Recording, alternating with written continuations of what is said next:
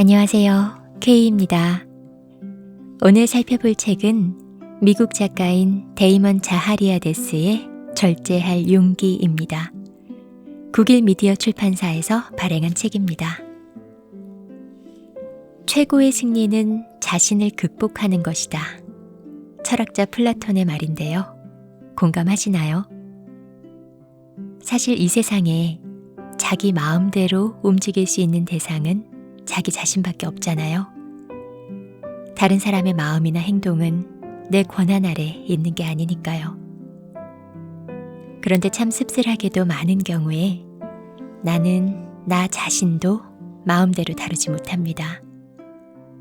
마치 육체의 종처럼 내 생각이나 내 목표와는 다르게 내가 원하지도 않는 방향으로 행동하고 움직이는 내 모습을 보게 되곤 하죠. 실망스럽지만 개선되지 않아요. 1년, 2년 반복됩니다. 뭐가 문제일까요?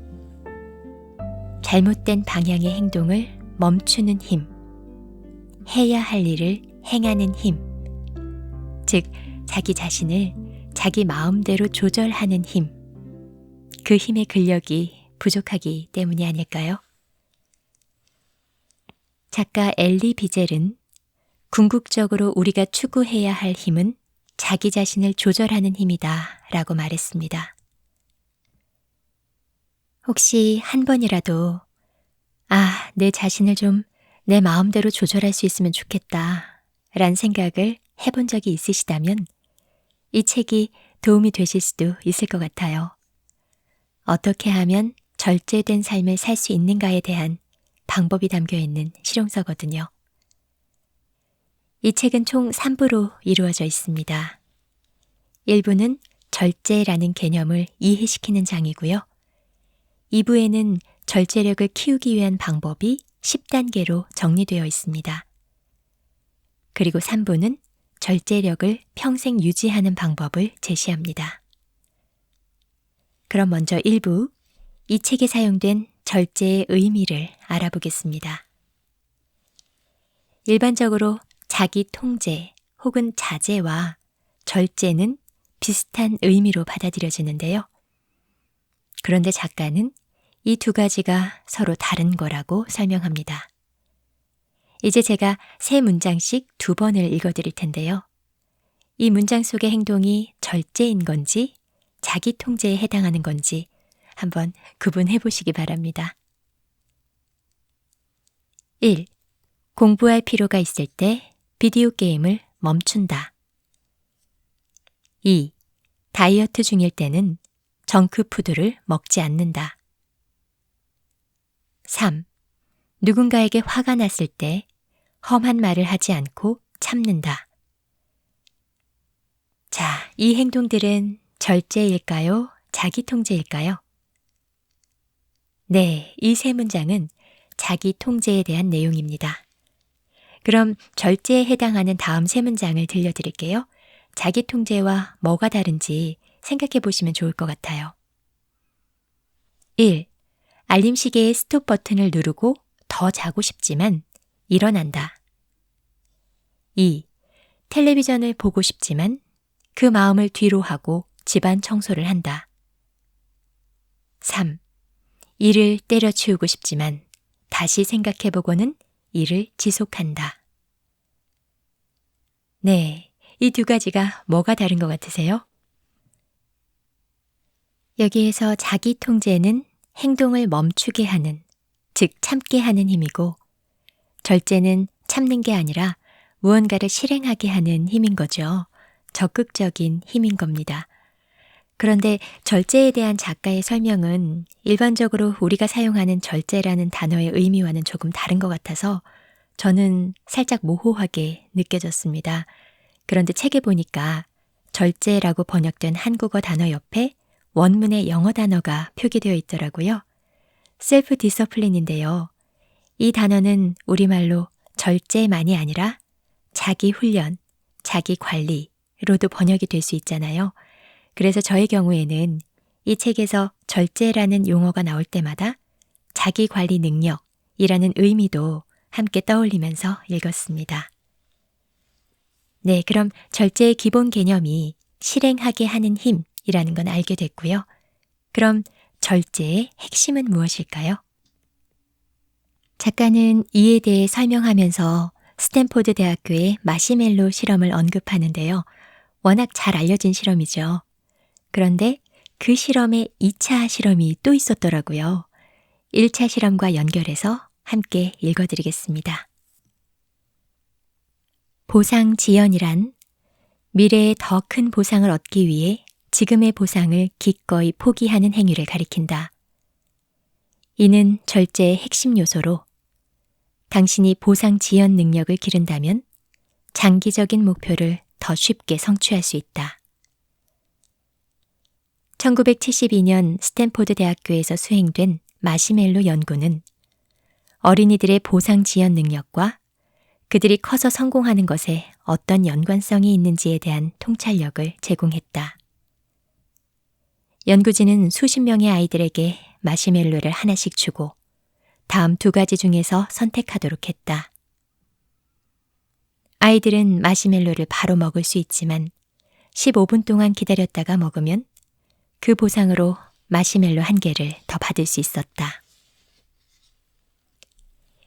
이 연구에 참여했던 아이들을 40년 후에 다시 조사했더니 15분간 기다리고 마시멜로 1개를 더 받은 아이들이 여러 측면에서 성공한 것으로 나타났다.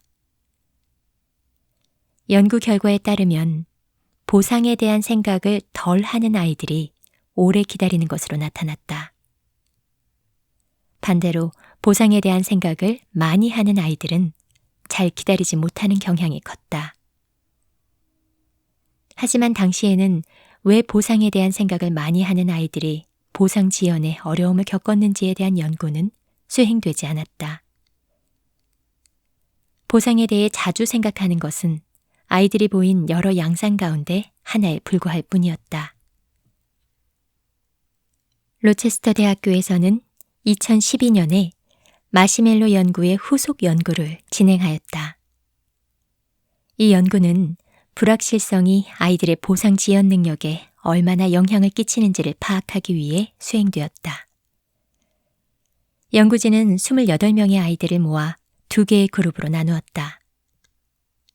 그리고 나서 우선 첫 번째 그룹의 아이들에게는 연구진이 약속을 어기는 모습을 보여주었고 2번째 그룹의 아이들에게는 약속을 지키는 모습을 보여주었다.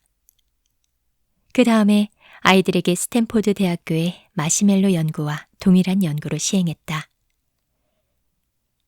연구 결과 약속이 어겨지는 경험을 한 첫 번째 그룹의 아이들은 평균 3분 20초를 기다렸다. 반면에 약속이 지켜지는 경험을 한 2번째 그룹의 아이들은 4배나 더 긴 평균 12분 2초를 기다렸다. 실험 후 인터뷰에서 첫 번째 그룹의 아이들은 마시멜로를 1개 더 받을 수 있다는 약속을 신뢰할 수 없었다는 반응을 보였다. 그러다 보니 보상에 대해 생각하는 빈도가 잦아졌다. 앞서 약속이 깨지는 경험을 했기 때문에 참고 기다리면 보상이 주어질 거라는 믿음에 의문을 가지게 된 것이다. 이 연구는 왜 사람들이 보상 지연에 어려움을 겪는지에 대한 더 많은 통찰을 제공해준다. 현재 보상을 포기하면 미래에 더 큰 보상이 주어질 것이라는 데 의문을 가질 경우 유혹을 이겨내기가 힘들어지는 것이다. 예를 들어 좋은 몸매를 만들고 싶은 사람이 자신이 이 목표를 달성할 수 있다는 데 의문을 품는다면 정크푸드를 먹을 가능성이 커진다. 시험 공부를 해야 하는 사람이 지금 하는 공부가 시험에 도움이 될 거라는 점에 의심을 품으면 공부를 집어치우고 친구들과 어울릴 가능성이 더 크다. 이런 작용은 아이들에게만 국한되지 않는다. 어른들도 유혹에 굴복하느냐 또는 유혹을 이겨내느냐를 결정할 때 똑같은 반응을 보인다. 예를 들어 국가 경제에 인플레이션이 생길 것이라고 판단되면 저축하는 대신에 소비를 늘리려고 한다.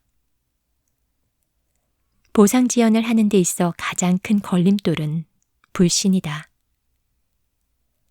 당신 또한 지금까지 살아오면서 몇 차례 이러한 불신의 상황을 경험해 봤을 수 있다. 그렇다면 한번 미래 보상에 대한 불신이 생긴 상태에서는 영영 보상 지연이 어려운 것일까? 좋은 소식은 이런 상황을 개선할 방법이 있다는 것이다. 보상 지연 능력은 근육과도 같다. 보상 지연을 자주 할수록 그 능력이 더 강해진다. 여기서는 보상 지연에 필요한 근육을 키우는 3가지 운동 방법을 제시해 보겠다. 규칙적으로 이 방법들을 실행하면 전반적인 절제력을 손쉽게 향상시킬 수 있다. 1. 작은 목표부터 시작하라. 보상 지연 능력을 키우기 위해서는 우선 작은 목표부터 수행하는 연습을 해야 한다. 골반 근육이나 복근을 강화시킬 때 크런치 운동을 하곤 한다. 하지만 처음부터 하루에 크런치 50개 10세트를 수행하진 않는다. 대부분 처음에는 10개 3세트로 가볍게 시작해서 근육이 강화되면 그 양과 횟수를 늘려간다. 보상 지연을 강화하는 방법도 마찬가지다. 처음에는 작은 목표부터 달성해내는 작업으로 시작해서 점차 큰 목표를 달성해내는 연습을 하면 된다. 보상이 지연되는 시간을 늘려가는 것도 방법이다. 예를 들어 설탕의 유혹을 이겨내겠다는 목표를 정했다고 치자. 이제부터 6개월 동안 설탕을 멀리하겠다고 하기보다는 우선 24시간 동안 설탕을 멀리하는 것으로 시작해보자. 24시간 동안 설탕을 멀리하는 것에 성공했다면 점차 기간을 늘려가면 된다. 다음에는 72시간 동안 설탕을 멀리하는 식으로 말이다. 이런 식으로 목표의 크기를 점차 늘려나가면 자연스럽게 보상 지연 능력이 커진다. 2. 유혹의 대가를 인식하라. 모든 유혹에는 대가가 따른다. 사람들은 유혹에 따를 경우 좋지 못한 결과가 뒤따르리라는 것을 알고 있지만 쉽게 까먹고 지금 당장의 쾌락을 선택한다. 특히 유혹의 대가가 먼 훗날 발생할수록 더욱더 무시하기 쉽다. 유혹이 찾아왔을 때 그에 따르는 대가를 상기해보는 연습을 해보자. 처음에는 유혹의 대가를 상기해보는 것조차 거부감이 든다. 그러나 그것에 익숙해지면 유혹을 이기는데 큰 도움이 된다. 3. 정확한 미래 보상을 설정하라. 우리가 유혹을 이겨내기 위해서는 마음속에 뚜렷한 목적 의식을 지녀야 한다. 목적 의식은 그 목표에 대한 이미지가 구체적일수록 더욱 뚜렷해진다. 그렇기에 목표가 되는 미래 보상의 내용은 최대한 자세하게 설정해 두어야 한다. 예를 들어 그냥 돈을 저축하겠다 하지 말고 7월 1일까지 500만 원을 저축하겠다고 결심하라. 금액과 날짜를 정하는 것이 목표 달성에 이르는 핵심이다. 그냥 멋진 몸매를 만들겠다고 하는 대신에 7월 1일까지 10kg을 줄이고 지방을 10% 빼겠다고 구체적인 타깃을 정하라. 이렇게 하면 미래 보상에 대한 의구심이 쉽사리 일어나지 않고 달성해야 할 목표에 집중하기가 쉬워진다. 절제의 핵심은 보상 지연 능력이었습니다. 더 큰 보상을 위해 지금의 보상을 기꺼이 포기하는 행위라고 했죠. 이 특성은 천재적인 재능처럼 타고나야만 발휘할 수 있는 게 아니라 훈련을 통해 누구나 기를 수 있는 거라는 그 설명이 희망적으로 느껴졌습니다. 그럼 2부 절제력 향상 방법을 살펴보겠습니다. 10가지 단계가 있는데요. 다 구체적으로 알려드리면 좋겠지만 따끈따끈한 신간인 만큼 그러긴 어렵고요. 그중에 제가 특히 실용적이라고 느꼈던 몇 가지를 잘 정리해서 들려드리도록 하겠습니다. 첫 번째 단계는 작지만 달성 가능한 목표를 세워라 입니다. 살면서 많은 목표들을 세우게 되죠. 특히 새해가 되면 올해는 꼭 이것들을 이루어야지 하면서 다짐하는데요. 연말이 되면 올해 이루려고 했던 목표들이 뭐였는지 그조차도 생각이 안 날 때도 있습니다. 그래서 작가는 시간이 오래 걸리는 목표 말고 단 며칠 혹은 하루 만에 성취할 수 있는 난이도 낮은 목표를 세우라고 권고합니다. 관련 내용 읽어드릴게요. 단기적인 목표는 장기적인 목표에 비해 3가지 이점이 있다. 첫째, 단기적인 목표는 빠른 시일 내에 성취 가능하기에 난이도가 쉽다. 목표 성취에 있어 가장 중요한 것은 현재의 보상을 미래로 넘기는 보상 지연이다. 보상 지연은 지연하는 기간이 짧아질수록 난이도가 쉬워진다. 20년 뒤에 집을 사기 위해 소비를 줄이는 일은 상당히 어렵게 느껴진다. 그러나 이번 달에 30만 원을 저축하기 위해 소비를 줄이는 일은 그다지 어렵지 않게 느껴진다. 이번 주에 5만 원을 모으기 위해 오늘 외식을 하지 않고 집에서 식사를 해야 한다고 하면 더더욱 쉽게 느껴진다. 단기적인 목표의 두 번째 이점은 목표를 까먹을 가능성이 낮다는 점이다. 단기적인 목표는 당신의 두뇌에 자리 잡은 지 얼마 안 됐기 때문에 쉽게 무시되지 않는다. 단기적인 목표는 오늘, 내일 또는 모레의 행동을 통해 성취된 뒤 새로운 목표로 갱신되기 때문에 우리의 뇌가 까먹거나 목표의 중요도를 낮출 시간을 주지 않는다. 예를 들어 당신이 몇 년 동안 어떤 목표를 달성하겠다는 계획을 세웠다고 해보자.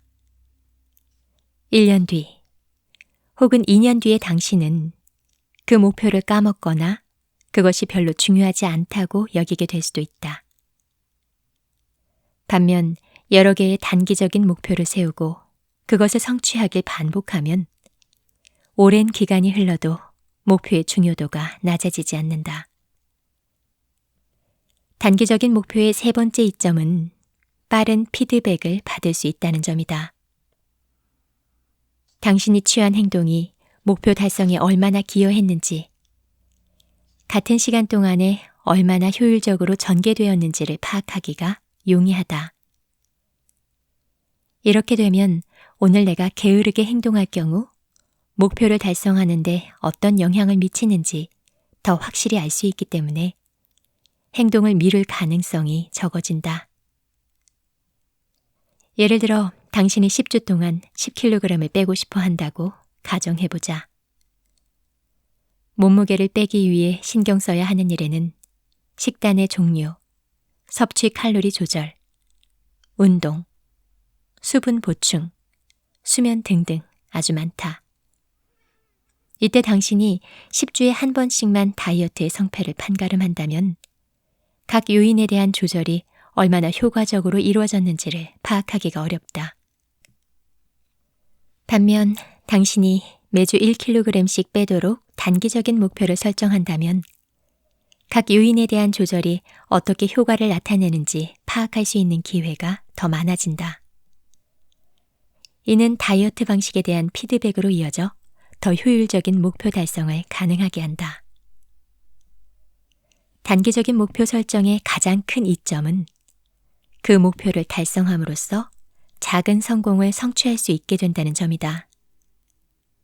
이런 작은 성공이 당신으로 하여금 계속 노력할 수 있도록 동기를 부여한다.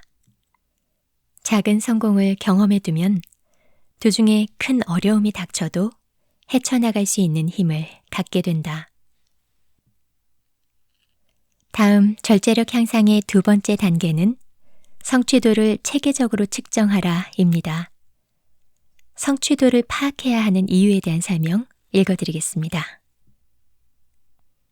우리는 절제력을 키우는 과정에서 시행착오를 거쳐야만 한다. 어쩌면 당신이 하고 있는 방식보다 더 좋은 방식이 있을 수 있다. 어떤 방식은 당신의 성격과 전혀 맞지 않을 수도 있다. 이때 내가 옳은 방식을 취하고 있는지 알 수 있는 유일한 방법은 결과를 측정하는 것뿐이다. 우리가 어떤 일을 하든지 행동의 결과를 측정하면 성취도에 진전이 생긴다.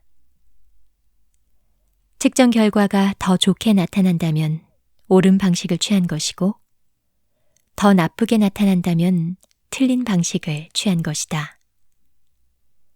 이러한 측정 시스템에 따라 당신이 유지할 방식과 버릴 방식을 조정하면 그것이 특정한 목표이든 절제력 향상이든 성취도를 향상시킬 수 있다. 측정 시스템을 통해 얻을 수 있는 이익은 3가지로 정리된다. 첫째, 측정 시스템은 유혹에 대해서 책임지는 자세를 만들어준다. 결과를 측정하지 않으면 대충 넘어가려는 유혹에 빠지거나 성과를 실제보다 과장할 가능성이 크다. 측정 시스템은 이러한 경향을 배제시킨다. 예를 들어 일주일에 1kg씩 빼겠다는 목표를 설정했다고 가정해보자. 이 목표에 맞춰 간식을 먹지 않겠다는 행동 수칙을 정할 수 있다. 그런데 이 행동 수칙의 성취도를 측정하지 않는다면 어떻게 될까? 이번 주는 이미 충분히 적게 먹었다거나 오늘 한 번쯤 간식을 먹어도 괜찮다고 스스로를 안심시키게 된다. 측정하지 않으면 유혹에 넘어가기가 쉬워진다. 둘째, 측정 시스템은 목표 달성을 위해 어떤 추가 조치를 해야 하는지를 알려준다. 목표를 향해 나아가다 보면 예상치 못한 변수가 생기기 마련이다. 이때 측정 시스템을 지닌 사람들은 예상보다 악화된 성취도를 보고 변수의 존재를 깨달은 뒤 자신의 행동을 재조정한다. 예를 들어 당신이 멋진 몸매를 만들기 위해 매일 30분씩 걷기로 했다고 가정해보자. 그런데 그렇게 걷다 보니 기운이 없어 가까운 거리도 차를 타고 다녀오고 출퇴근 시에도 계단이 아닌 엘리베이터를 사용하게 되었다. 만약 당신이 진행 상황의 성취도를 측정하지 않는다면 이러한 변수를 인식하지 못하고 방치하게 된다. 셋째, 측정 시스템은 동기부여가 된다. 매일매일 행동의 결과를 측정하고 성취도가 향상되는 걸 확인하면 큰 성취감을 느끼게 된다. 이렇게 성공하는 날이 늘어갈수록 성공하는 날을 더 늘리고 싶어진다. 예를 들어 당신이 상체 근육을 단련시키기 위해 팔굽혀펴기를 하기로 결심했다고 해보자. 하루에 20개씩 팔굽혀펴기를 했는지 평가하는 측정 시스템을 갖추면 첫날 20개를 성공한 당신은 작은 성취감을 맛보게 된다. 이러한 성취감은 그 다음 날에도 팔굽혀펴기 20개를 할 동기부여로 작용한다. 이런 식으로 내리 15일 동안 팔굽혀펴기를 하면 작은 성취감들이 쌓여 강력한 동기부여로 작용한다. 당신은 자연스럽게 오늘도 팔굽혀펴기 20개를 하겠다는 생각을 한다. 자율적으로 스스로에게 압박을 가하게 되는 것이다. 네, 단기적인 목표를 세웠다면 이제 그 목표를 어떻게 성취해가고 있는가를 기록으로 확인하는 측정 시스템을 마련해야 한다는 건데요. 간단한 방법으로는 종이 달력에 체크하는 방법이 있겠죠. 목표한 걸 이룬 날마다 해당 날짜에 동그라미를 치거나 색칠하면 진행 과정이 한눈에 보일 겁니다. 작가는 측정 시스템에 항목들의 실행 여부뿐만이 아니라 자신의 감정 상태, 자신이 느끼는 에너지 수준, 내적으로 혹은 외적으로 방해가 된 요인들을 함께 적어서 검토하면 더 좋다고 하는데요. 각자에게 잘 맞는 방법을 찾아가는 것이 중요할 겁니다. 세 번째 단계는 왜 그 목표를 세웠는지 그 이유를 확실하게 파악하라는 거고요. 네 번째 단계는 목표 달성에 방해가 되는 마음 상태 혹은 외적인 방해 요소들을 확인해보고 극복하라는 것입니다. 다섯 번째 단계는 미국의 극작가 시드니 하워드의 말에 그 핵심이 녹아 있습니다. 무언가를 원하는 것의 절반은 그것을 얻기 위해 다른 것을 포기하는 것이다. 그러니까 뭔가를 원한다면 그것을 위해 포기해야 하는 게 반드시 존재한다는 거죠. 그게 뭔지를 명확하게 인식하고 있어야 한다는 것이 다섯 번째 단계입니다. 예를 들어 건강을 위해 새벽 조깅을 하려 한다면 포근한 방에서의 새벽잠을 포기해야 하겠죠. 작가는 그것을 희생이라고 표현합니다.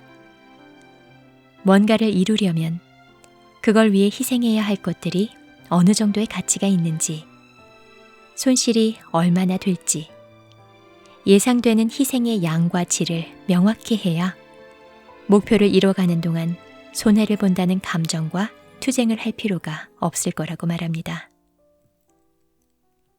여섯 번째 단계는 10, 10, 10 규칙으로 유혹을 이겨내라 인데요. 이 부분은 직접 읽어드리겠습니다.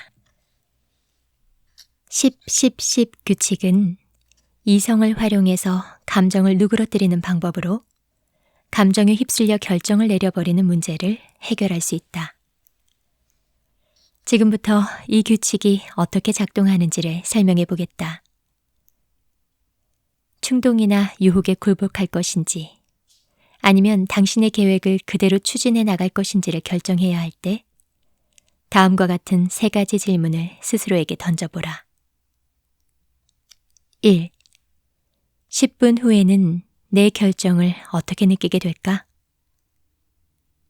2. 10시간 후에는 내 결정을 어떻게 느끼게 될까? 3. 10일 후에는 내 결정을 어떻게 느끼게 될까? 절제를 포기하고 즉각적인 보상을 택했다면 10분 후에는 기분이 아주 좋을지도 모른다. 하지만 10시간 후에 그러한 결정을 한 사실을 어느 정도 떨어져서 바라보게 되면 조금은 불안해질지도 모른다. 그리고 10일 후에는 그건 정말 최악의 결정이었어 라고 외칠지도 모른다. 10, 10, 10 규칙은 이런 후회스러운 경험을 미리 상상해 보는 것이다. 그를 통해 현재의 감정을 이겨내고 장기적인 관점에서 판단을 내리도록 만드는 것이다. 이러한 행동 양식은 절제력이 필요한 다양한 분야에서 활용 가능하다. 때로는 충동과 유혹에 대한 감정이 너무 강해서 무슨 수를 써도 감정에 휩쓸린 결정을 내리게 되는 경우가 있다. 만약 당신이 이런 상태에 놓여 있다면 서서히 그런 감정과 거리를 두도록 연습해야 한다. 이때에도 10, 10, 10 규칙을 실천하는 것이 도움이 된다. 이 규칙은 충동과 유혹에 넘어갔을 때의 당신을 상상해 보게 하므로 바람직한 결정을 할 수 있도록 만들어준다. 동시에 당신이 충동과 유혹에 넘어가지 않은 이상적인 미래를 예측하도록 만들어주기도 한다. 그리하여 내가 성취하고자 하는 목표와 내가 되고자 하는 자아상에 비춰볼 때 현재의 나는 올바른 선택을 하고 있는가? 라는 질문을 스스로에게 던지도록 만든다. 10, 10, 10 규칙은 당신의 감정을 조절시켜주는 가장 이성적인 물음이라고 할 수 있다. 이처럼 이 규칙은 당신에게 장기적인 관점을 견지시켜 감정으로부터 받는 영향을 줄여준다. 설령 지금 당장은 충동과 유혹에 넘어가더라도 10-10-10 규칙을 반복적으로 수행하다 보면 감정으로부터 받는 영향은 점차 줄어들어갈 것이다. 미래 자아란 당신이 그렇게 되고자 마음속에 그리고 있는 사람의 모습이다. 그 사람은 당신이 성취하고자 하는 목표를 이루어냈고, 당신이 갖기를 원하는 성품을 지녔고, 당신이 습득하고 싶어하는 모든 기술, 습관, 태도를 종합적으로 체득하고 있다. 현재 자아란 지금 이 순간의 당신이다. 현재 자아는 당신의 욕구, 관심, 그리고 순간적인 충동에 맞춰져 있다. 현재 자아는 지금 당장 받을 수 있는 보상을 좋아하기에 그에 따라 결정하고 행동하도록 당신을 충동질한다. 현재 자아는 미래에 관심을 두지 않는다. 현재 자아는 당신이 어떤 사람인지, 3달 후에 어떤 문제가 생길지에 대해 관심을 두지 않는다. 현재 자아는 지금 이 순간에만 관심을 쏟는다. 그렇기에 미래 자아와 현재 자아가 다른 것은 너무도 당연한 일이다. 한 가지 좋은 소식은 훈련을 통해 이 두 자아를 연결시킬 수 있다는 점이다. 정확히는 미래 자아가 원하는 행동을 하도록 현재 자아를 설득하고 훈련시키는 것이다. 이렇게 하면 현재 자아와 미래 자아가 힘을 합쳐 절제를 발휘할 수 있게 된다. 우리는 현재 자아로 하여금 미래 자아가 원하는 행동을 하면 너에게도 이득이 있다는 사실을 주지시킬 수 있다. 예를 들어 미래 자아가 정크푸드를 안 먹길 원한다면 이 행동으로 인해 현재 자아 또한 다음과 같은 이점을 얻을 수 있다. 맑은 정신, 질 좋은 수면, 더 많은 에너지, 더 강력해진 소화력, 나아진 분위기.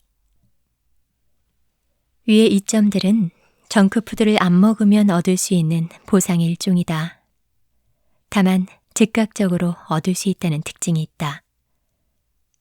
본디 미래 자아가 정크푸드를 안 먹으려던 이유는 몸무게를 빼고 멋진 몸매를 얻기 위함이다. 하지만 현재 자아는 이런 이상적인 미래에 대해 신경 쓰지 않는다.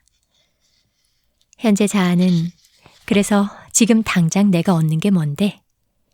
왜 내가 정크푸드를 포기해야 하는데? 라고 물을 것이다. 이때 당신은 현재 자아도 납득할 만한 위의 5가지 보상을 제시할 수 있다. 이 보상들은 현재 자아가 오늘 바로 얻을 수 있는 보상이다. 물론 현재 자아가 처음부터 맑은 정신, 질 좋은 수면과 같은 보상에 흥미를 느끼진 않을 것이다. 그러나 좋아하는 걸 포기하게 만드는 것보다 좋아하지 않는 걸 좋아하게 만드는 것이 훨씬 더 쉽다. 당신이 해야 할 일은 맑은 정신, 질 좋은 수면이 주는 이점에 관심을 집중하며 현재 자아가 이러한 보상을 좋아하도록 끊임없이 스스로를 설득하는 것이다. 차츰 현재 자아가 이러한 보상을 좋아하게 되면 정크푸드를 먹지 않는 선택을 내리기가 훨씬 더 쉬워진다. 현재 자아와 미래 자아가 추구하는 방향이 연결되는 것이다. 7번째 단계는 불편함을 받아들이는 훈련을 하라는 것입니다. 불편함은 언제 어디서나 존재하지만 누구나 본능적으로 불편함을 싫어하죠. 그런데 작가는 우리가 불편함을 있는 그대로 받아들일 때 어떤 환경에서도 정신적인 영향을 받지 않고 목표에 매진할 수 있다고 말합니다. 읽어드리겠습니다. 불편함은 언제 어디서나 존재한다. 우리는 이런 불편함을 완전히 몰아낼 수 없지만 받아들일 수는 있다. 우리는 우리 주변의 어느 것도 마음대로 할 수 없다. 때로는 세심한 계획과 성실한 의도를 가지고 벌인 일이라 하더라도 결과가 나쁘게 흘러갈 수 있다. 따라서 우리는 불편함 속에서 편안해질 수 있는 능력을 길러야 한다. 적어도 불편함은 피할 수 없다는 사실을 깨달아야만 한다. 성장에는 언제나 불편함이 동반된다. 만약 그렇지 않다면 누구나 쉽게 성장을 할 수 있을 테니까 말이다. 자, 이제 불편함에 대한 기대치를 올바르게 조정했으니 불편함을 유익하게 활용하는 방법을 알아보도록 하자. 저항 훈련이란 근육에 힘이나 무게를 가함으로써 힘과 참을성을 강화시키는 신체 훈련을 통칭한다.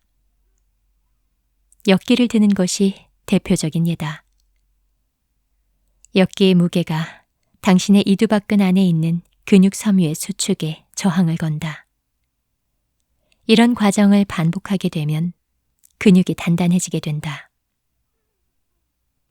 당신의 절제 근육도 비슷한 방식으로 키울 수 있다. 충동과 유혹에 저항하기 위해 절제력을 사용하면 절제 근육이 강해진다. 더 강하게 충동과 유혹을 끊어낼수록 절제 근육은 더 강해진다. 당신이 매일 아침 일찍 일어나는 훈련을 하고 있다고 가정해보자. 날짜가 지날수록 아침에 알람을 끄고 다시 자고 싶은 유혹을 이겨내기가 쉬워질 것이다. 이 모두가 절제 근육이 강해지면서 일어나는 일이다. 당신이 하기 싫다고 느끼는 무언가를 실행하기로 결정했을 때 처음에는 그렇게 하는 것이 불편할 것이다. 그러나 그걸 실행하는 것은 당신의 절제 근육에 저항을 주는 것과 같다. 계속해서 저항을 주면 근육은 더 강해지고 결국에는 당신이 불편함을 느꼈던 것들에 대해 편안함을 느끼게 될 것이다. 처음 시작할 때는 작은 저항을 부과하라. 예를 들어 당신은 대개 아침 8시에 일어나는데 이제는 새벽부터 일찍 일어나기로 결정했다고 가정해보자. 이때 바로 4시 30분에 일어나려고 해서는 안 된다. 처음 며칠간은 7시 30분에 일어나기 시작해서 그 다음에는 7시 15분으로 목표를 상향시켜 나가야 한다. 절제 근육 또한 자라나는 데 시간이 필요하다. 근육이 어느 정도 강해졌을 때 원래 성취하려 했던 목표로 저항 강도를 높여서 적용하라. 절제력 저항 훈련은 다이어트, 운동, 책 쓰기, 시험 공부, 집안일, 악기 배우기, 시간 약속 잘 지키기 등 거의 모든 목표에 적용할 수 있다. 다음 8번째 단계는 행동 시스템을 통한 절제를 습관화하라는 것인데요. 저는 이 내용이 참 신선했어요. 직접 읽어드리겠습니다. 의지력이 고갈됐을 때 절제를 유지하기 위해서는 우리가 행동 시스템 안에 존재해야 한다. 행동 시스템은 특정 행동을 수행하기 위한 연속된 행동의 집합으로 목적이 되는 행동과 그 행동을 수행하기 위한 방아쇠가 되는 행동으로 이루어져 있다. 행동 시스템은 특정한 일을 해야 한다고 몸에 신호를 주는 루틴이다. 이러한 루틴이 습관이 되면 최소한의 생각과 노력으로 목적을 달성할 수 있게 된다. 예를 들어 당신이 매일 밤 같은 시간에 수면에 들어가기로 결정했다고 가정해보자. 당신은 물을 마시고 내일 할 일 목록을 작성하고 기도나 명상을 하고 책을 읽고 가벼운 스트레칭을 한다. 이게 당신의 저녁 루틴이고 저녁 행동 시스템이다. 그러면 당신은 이런 행동들을 하겠다고 의도적으로 생각할 필요가 없다. 행동 시스템을 처음 작동시키는 물을 마시는 행동 외에는 어떤 행동도 의지력을 필요로 하지 않는다. 모든 행동들은 이전 행동에 따라 습관대로 이루어져 밤에 잠이 드는 것이 쉬워진다. 나의 개인적인 사례를 소개하겠다. 사실 나에게 글쓰기는 쉬운 일이 아니다. 때때로 글쓰기는 전투와 같이 느껴지기도 한다. 그렇기에 매일 글을 쓰려면 어마어마한 의지력을 발휘해야만 한다. 만약 내가 의지력만으로 이 문제를 해결하려고 한다면 매일 아침 조금씩 글을 쓸 수는 있겠지만 책을 출간하는 데 필요한 분량을 써내지 못할 것이다. 만약 내가 동기부여를 통해 이 문제를 해결하려고 한다면 처음에는 열심히 글을 쓰다가 시간이 지나면 글을 써야 할 필요성을 느끼지 못하게 될 것이다. 나는 글을 쓰기 위한 행동 시스템을 만들어냈다. 매일 아침 일어나자마자 물 2컵을 마시고 기도하고 스트레칭을 조금 하고 5분 동안 책을 읽는다. 이 루틴을 마치면 글을 쓸 준비가 된다. 내 몸과 마음에 책을 쓸 시간이 되었다는 메시지가 전달되는 것이다. 그러면 나의 의지력 탱크가 꽉 찼는지 동기부여를 느끼는지와는 상관없이 글쓰기가 시작된다. 저는 이걸 읽으면서 파블로프의 조건반사 실험이 생각났어요. 종소리가 울리면 개가 자동적으로 침을 흘리잖아요. 완전히 다른 방향의 이야기지만 특정 행동 뒤에 정해진 행동이 자동적으로 뒤따른다는 것 때문에 그 실험이 생각이 났나 봐요. 인간의 행동이 자기가 만든 특정 시스템에 따라 자동적으로 습관적으로 연결되게 한다는 발상. 꽤 참신하다 느껴집니다. 다음 9단계는 스트레스 요인을 최소화하라는 건데요. 스트레스를 관리하는 방법들을 제시하고 있습니다.